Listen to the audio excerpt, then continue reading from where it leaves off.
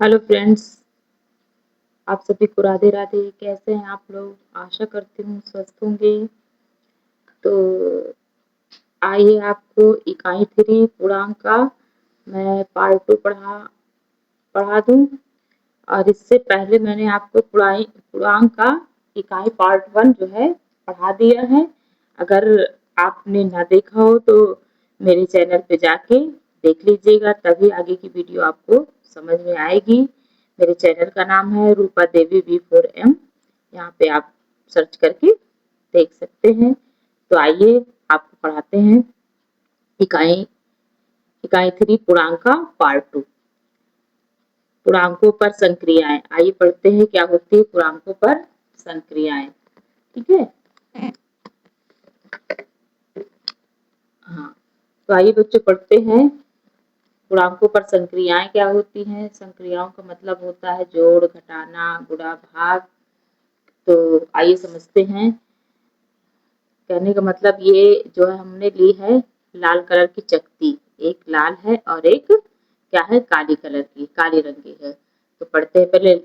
लाल रंग की चकती से धन पूर्णांक +1 तथा क्या कहते हैं, काली रंग की चकती से ऋण पूर्णांक -1। और लाल और काली का युग्म जो बनता है उसका मान क्या होता है, 0 होता है। कहने का मतलब ये है बच्चों कि हमने जो चकतियां ली हैं, एक लाल रंग की चकती ली है, एक काली रंग की चकती ली है। लाल रंग की चकती को हम प्लस से डिनोट करते हैं और काली रंग की चकती को हम माइनस से डिनोट करते हैं। और लाल और काली का जो युग्म बनता है उसका मान क्या होता है, 0 होता है। तो आइए समझते हैं कि कैसे पूर्णांकों का योग। चलिए हम पूर्णांकों का योग करते हैं। जैसे हमने पहले लिया है +2 और +3 को जब हम योग करेंगे तो क्या आएगा देखते हैं। तो हमने प्लस के लिए क्या लिया है, लाल कलर की चकती। तो आइए चकती रखते हैं। प्लस का 2, कितनी चकतियां हैं, 2। तो 1 2, ठीक है ना। और फिर कितनी है, प्लस का ही 3 है। तो 1 2 3 हमने रख दिया। अब क्या करेंगे, इनको जोड़ देंगे आपस को, सभी सभी को आपस में जोड़ देंगे तो हमें कितनी मिल जाएगी, 3 2 5 मिल जाएगी। और दूसरा है आपका -3 और -1 का योग। तो करते हैं। माइनस के लिए हमने क्या बताया था, ऋण के लिए हमने काली बताया था। तो काली चकती रखते हैं, कितनी, वो भी 3, 1 2 3 हमने काली रख ली। ठीक। फिर उसके बाद माइनस का ही, ऋण का ही हमको एक चकती और रखना है, तो एक चकती हमने रख दिया। अब इनको क्या करेंगे, आपस में जोड़ेंगे। तो जोड़ने पर हमको कितना आ गया, 4 आ गया। 1 2 3 4, ठीक है। 4 आ जाए तो वो भी, क्योंकि माइनस का आएगा, माइनस का 4 हो जाएगा, क्योंकि काली चकती है तो कितना आएगा, माइनस का आएगा। ठीक है ना। तो तीसरा नंबर है आपका, देखते हैं बच्चों, -3 और +1 को हम क्या करेंगे, जोड़ेंगे। तो देखिए रखते हैं चकती। माइनस के लिए हमने काली बताई थी, तो काली चकती रख दिए 3 ठो। और फिर उसके बाद प्लस के लिए हमने लाल चकती बताई थी, तो एक ही चकती दी हुई है, तो चलिए एक रख लेते हैं। तो इसका देखेंगे हम युग्म किसका बन रहा है, एक काली और लाल का ये युग्म बन रहा है। ठीक। और बाकी 2 हमारी काली की बच गई हैं। तो जो बच गई है वही, क्योंकि हमने बताया था युग्म जो बनता है उसका मान 0 हो जाता है। ठीक। तो जो बच रही है उसी को लिख देते हैं। बची की 2 बची, तो 2 हमारी माइनस की आ जाएंगी। तो आइए अगला 4 नंबर क्या है, प्लस का 5 और माइनस का 7 का योग करना है। जोड़ देते हैं इसको। 5 चकती लेना है लाल कलर की।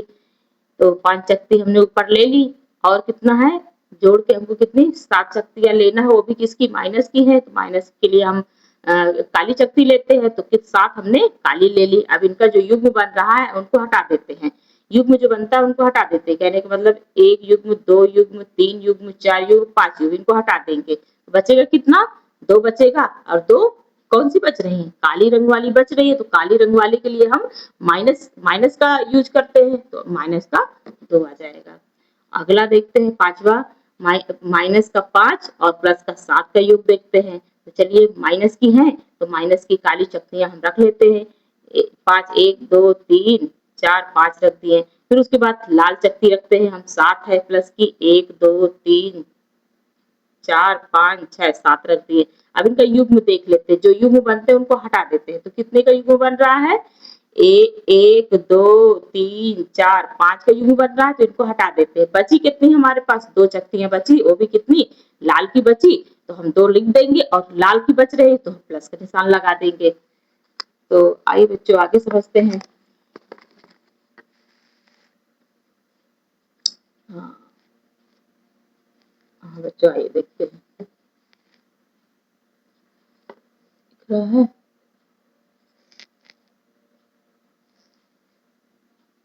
हाँ दिख रहा है। आइए बच्चों पढ़ते हैं। कहने का मतलब है संख्या रेखा की सहायता से पूर्णांकों को जोड़ना। कैसे जोड़ते हैं संख्या रेखा की सहायता से हम पूर्णांकों को? तो आइए, तो इससे पहले हमने आपको क्या कहते हैं,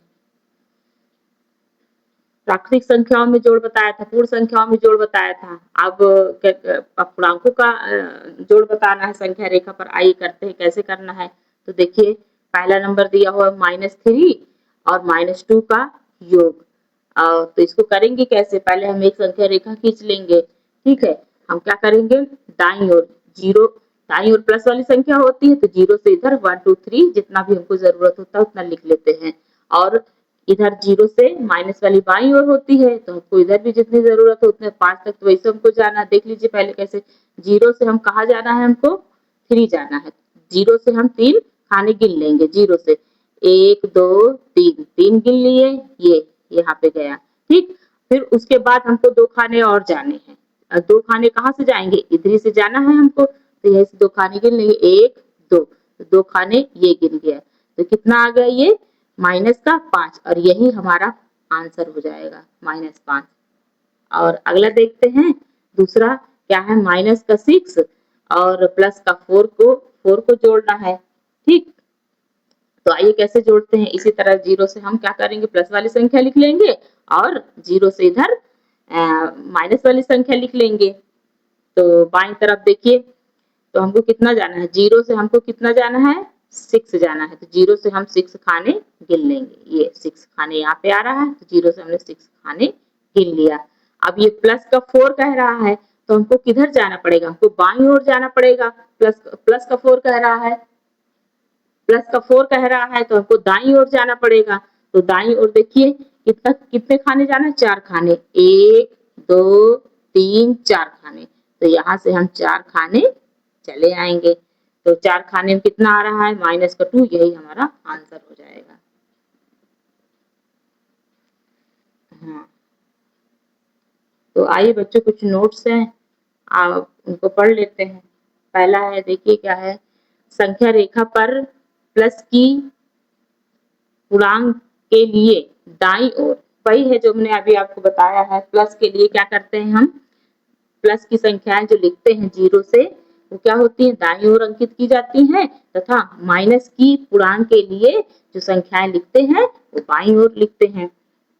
दूसरा नंबर है, दो धन पूर्णांकों का योगफल धन होता है। कहने का मतलब दो धन पूर्णांक हम ले लेंगे, तो उनका जब जोड़ेंगे हम उनको, तो मान हमारा क्या निकलेगा, धनात्मक निकलेगा, धनात्मक पूर्णांक आएगा। जैसे हमने प्लस का 5 पूर्णांक ले लिया और प्लस का 3 पूर्णांक ले लिया, जब इन दोनों को जोड़ेंगे तो हमें 8 मिलेगा, वो भी किसका मिलेगा, प्लस का मिलेगा। तो पूर्णांक मिल रहा है हमें प्लस का। आइए आगे बढ़ते हैं बच्चों।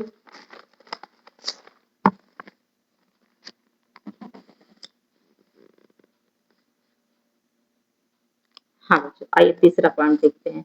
तीसरा नंबर में क्या कह रहा है कि दो ऋण पूर्णांकों का योगफल ऋण होता है, ठीक है ना। तो दो दो ऋण पूर्णांक हम ले लिए, जैसे -3 और फिर -5, इन दोनों का जब हम ऐड जोड़ेंगे तो हमको क्या मिलेगा, -8 मिलेगा। कहने का मतलब दो ऋण पूर्णांक जब हम ले लेंगे तो हमें क्या मिलेगा, ऋण पूर्णांक ही मिलेगा।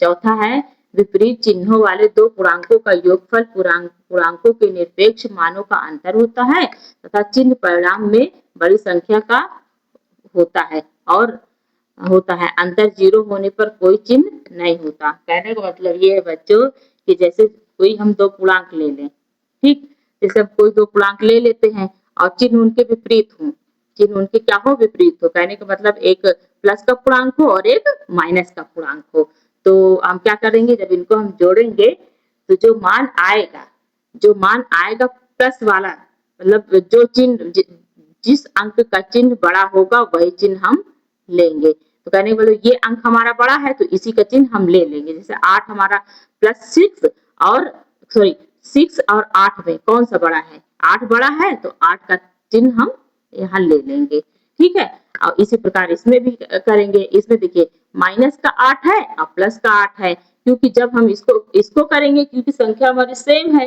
तो भाई माइनस प्लस वैसे भी कैंसिल हो जाता है, तो यहाँ पे क्या करेंगे, इसका मान क्या हो जाएगा, 0 हो जाएगा, आंसर 0 आ जाएगा।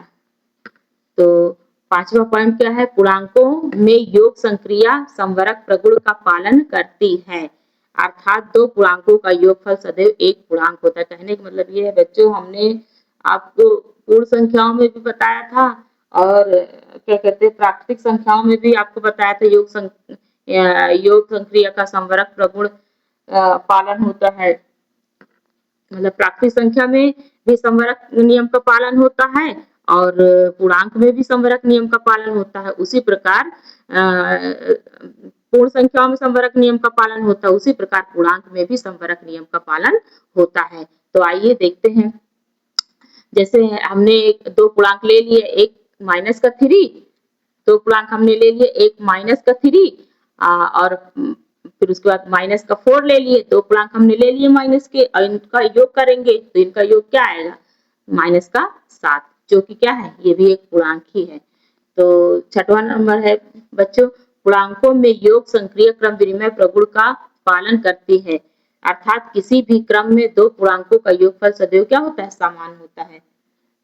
क्या होता है, समान होता है। कहने का मतलब बच्चे ये है, क्रम विनिमय नियम भी इसमें, पूर्णांक में भी क्रम विनिमय नियम का पालन होता है। दो पूर्णांक हमने ले लिया, क्रम विनिमय नियम का मतलब होता है इनके क्रम को हम बदल देंगे तो भी आंसर में कोई दिक्कत नहीं होगी। कहने का मतलब यहाँ माइनस का 3 है ले लिए और माइनस का 6 ले लेंगे, जब इन दोनों को ऐड करेंगे, जब इन दोनों को हम क्या करेंगे, ऐड करेंगे, जोड़ेंगे तो हमको कितना मिलेगा, माइनस का 9 मिलेगा। और दूसरी बार जब इनकी संख्याओं पूर्णांकों को आपस में बदल देंगे, -6 इधर कर दिए और फिर माइनस का 3 इधर कर दिए तो भी इसका मान क्या होगा, माइनस का 9 ही आएगा। आइए बच्चों 7वां पॉइंट देखते हैं।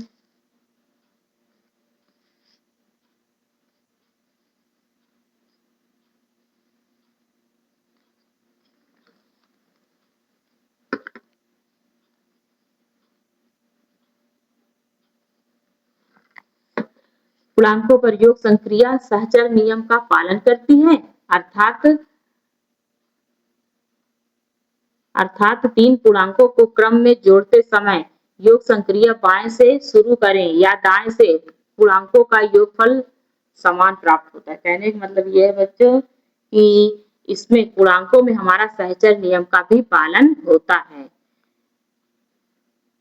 तो आइए देखते हैं, तो 3 संख्याएं हम ले लेते हैं, इनके भी हम क्या करेंगे, क्रम सहचर नियम में क्या करते हैं, कोई 3 पूर्णांक ले लेते हैं तो तीनों की हम क्या करेंगे, तीनों का हम क्रम चेंज करेंगे, चाहे जैसे भी हो क्रम चेंज करेंगे लेकिन आंसर उसका एक ही आएगा, सेम ही आएगा, अलग अलग आंसर नहीं आएगा। जैसे हमने यहाँ पे -3 और +2 और -6 है, ठीक है ना, इन सभी को क्या करेंगे, जोड़ेंगे तो हमको क्या मिल जाएगा, माइनस का 7 मिल जाएगा। 8वां पॉइंट बच्चों,